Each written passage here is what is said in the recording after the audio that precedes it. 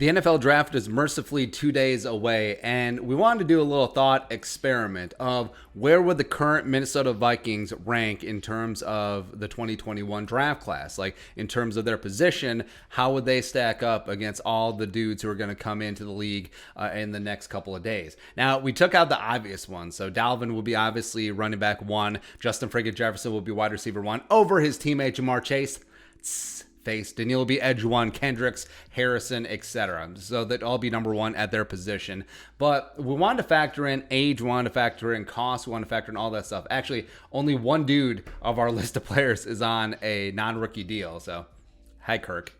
And I know some people I don't like these thought experiments because they don't like thinking, but the rest of us do. So just bugger off. Yeah. So first up, Kirk Cousins. Now, there's a couple factors here. So he's going to be 33 years old coming up in the fall. And the Tim Pot Pizza Ranch Dictator, yes, that's what that stands for. You're trying to balance winning now in 2021 versus the future as well. So factoring in all of that, plus his contract, I would put him at quarterback 4. I'll put him behind Trevor Lawrence. I'll put him behind Zach Wilson. I'll put him behind Trey Lance. I don't know what it is. I just like Trey Lance just that much more than Fields and that much more than Mac Jones. The whole Fields taking a tumble fall on draft day where I'm not the biggest Justin Fields fan in the world, but I like the kid a lot. I think he has a super high ceiling. Man, I don't get it. I don't understand why he could take a draft day tumble. Like, if he possibly falls out of the top 10, just it's weird. Anyways, Kirk Cousins will be quarterback 4. Next up, so it's really interesting with the younger guys because they have a little bit of a track record in the league, so that factors in. Age is relatively a non-factor. Yeah, you're losing a couple years here and there, but that's whatever. But Irv Smith Jr. is super intriguing because where would he go? Obviously behind Kyle Pitts, but where would you put him in terms of Freiermuth and Jordan and Long and Tremble? I'll put him at tight end 3. So I'll put him right behind Pat Freiermuth. So about where he went a couple years ago in that second round. So right in that strata in terms of the tight ends. Center, Garrett Bradbury. So this one, super interesting. So the 2019 number 18 overall selection, where would he go in this class in terms of the interior offensive line? Well, there's a couple of centers up at the top. There's Landon Dickerson from Bama. There's Creed Humphrey from Oklahoma. Davis and AVT are guards. So where would you go? Where would you go? So I would put Garrett Bradbury, the Grim Reacher, interior offensive line 5. Now, I understand maybe that's a little bit too rosy, but I'm not giving up, man. I'm not giving up on the pride of NC State. So AVT 1, Dickerson, Davis 2 and 3, Creed I put 4, and then put Bradbury in at 5. I put him ahead of guys like Trey Smith, Ben Cleveland, Quinn Mainers, Josh Myers from the Ohio State University. Yeah, so that's where Bradbury would go. O'Neal. So this one will be a little bit controversial.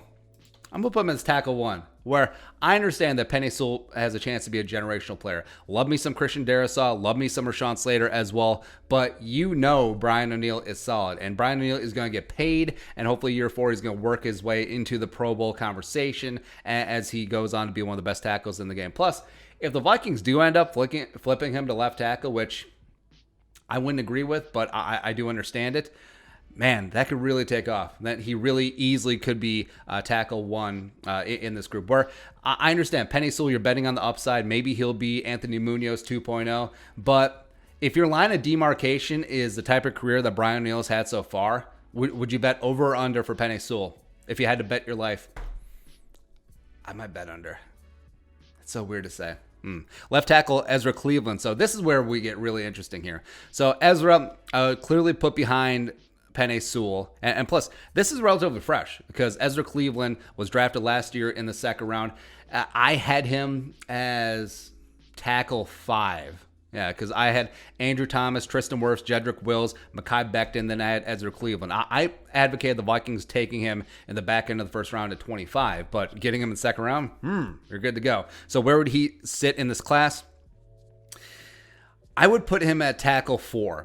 So the tackle rankings, I have Penei at 1, I have Darrisaw at 2, slightly ahead of Rashawn Slater at 3, and I'll put Ezra Cleveland as far as Slater is behind Darrisaw, and it's not that much. I will put Ezra behind Rashawn Slater, but ahead of Radunz, ahead of Cosme, ahead of Tevin Jenkins, etc. Next up, Oli Udoh.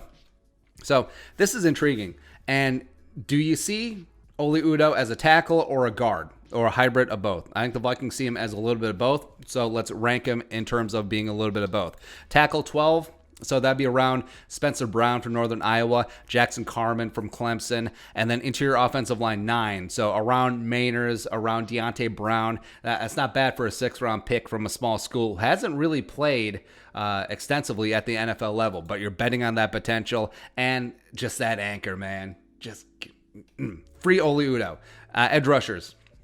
So DJ Wonnum, we had this conversation earlier in the day where I am so bullish on DJ Wonnum, and I don't know why the national media jabroni haircuts don't show him any love, but it is what it is. So I put him as edge rusher 4. I would take Kwity Paye, Azeez Ujulari, and Jalen Phillips over him, but that's it. That is it. Now, initially, I did say I would take 4 ahead of him, but that's factoring the Jason Oweh potential, but nah, give me DJ Wonnum over Gregory Rousseau, over Boogie Basham, over Asai, over Oweh, over Ronnie Perkins. Ron Perkins, you're going to do it. Kenny Willekes. So Kenny Tryhard. It's really unfortunate that Kenny got hurt in training camp last year because 7th-round pick, he probably would have been a dog to make the roster, but I just wish that he would have had time to make an impression in practice. But how would he stack up in this year's class? I put him at edge rusher 15, where you forget Kenny Willekes was a bad dude at Michigan State. Yes, he didn't check all the boxes in terms of metrics, but he'd get after it. So edge 15, that would be around the Ellerson Smith, the Rashad Weaver, the Chauncey Golston type range. It's about right. 3-tech, James Lynch. So James Lynch came out of Baylor as a hybrid, a defensive end, a defensive tackle, probably best used as a 5-tech in a 3-4. But if he came in strictly as a 3-tech and team saw him, hey, this is the dude who's going to blow up the B gap. Controversy. 3-tech 3. So I will put him behind Barmore and Onwuzurike, and that's it. And that is it. I'll put him ahead of McNeil. I'll put him ahead of Marvin Wilson. I'll put it ahead of every other 3-tech in this class because people forget James Lynch is a bad dude, man. Big 12 Defensive Player of the Year, 70 pressures, 13.5 sacks, 14% pressure rate, played all along the defensive line. Free James Lynch. My goodness. And the few times he's actually allowed to play, he got a sack, pushing Damian Lewis, not Band of Brothers dude, the LSU guard who goes about tree fitty right back into Russell Wilson. Oh, yeah, no big deal. Come on, Patterson. Like, we love you, man. Free James Lynch. Come on. Off-ball linebacker. So I got Troy Dye, where it's important to parse out the edge rushing linebackers, like, say, a guy like Azeez Ujulari, as well as the off-ball linebacker guy. So, Troy Dye, off-ball linebacker. So we would put him at off-ball linebacker 12. That's about in the Chaz Surratt, Dylan Moses type area, where I believe in Troy Dye. I hope that he can fill out a little bit, but he's a good leader. He's got a good nose for the ball. Does need to add size, great coverage skills. Does need to work on tackling, but it'd be what it be. So I do like Troy Dye in year 2. Next up, Cameron Dantzler. This will be easy. But cornerback 1? Cornerback 1, Cameron Dantzler, the highest graded rookie cornerback last year, was a 3rd-round pick because of his frame and because of his whatever combine, even though he made up for it at his pro day. But closely bunched up with J.C. Horn and Surtain and Newsome and Farley. But Cameron Dantzler can get it, man. He can. I fully expect him to play at a Pro Bowl level year 2. I'm really excited to see what Tiny Dantzler, Dance It for Money, Annual Music will do in season 2. Now we're combining songs. Anyway, cornerback Harrison Hand, where would he stack up? I'm really impressed with 38 special. I really am. I think that he needs more opportunity, and he potentially will, given what's happened with Jeff Gladney, as well as maybe the Vikings don't go cornerback early, but maybe they do because Zimmer's going to zim. But Harrison Hand, he needs to see the field more. I put him about cornerback 15, so that's in the neighborhood of Ben St. Just, Ambry Thomas, Aaron Robinson, Kelvin Joseph type area. So, overall, I'm pretty high on a lot of these guys. And I know some of them are controversial, like Ezra, offensive tackle 2 or 4, O'Neal 1, Dantzler, cornerback 1. But I'm okay with it. Oh, James Lynch, 3-tech 3. Woo! Es muy caliente. I love it, man. But let us know your thoughts. Where would you rank these guys? Let us know in the comments section below. Subscribe for daily Vikings takes. Want to support that work? Post on the Venmo. But until next time, Skol, production value.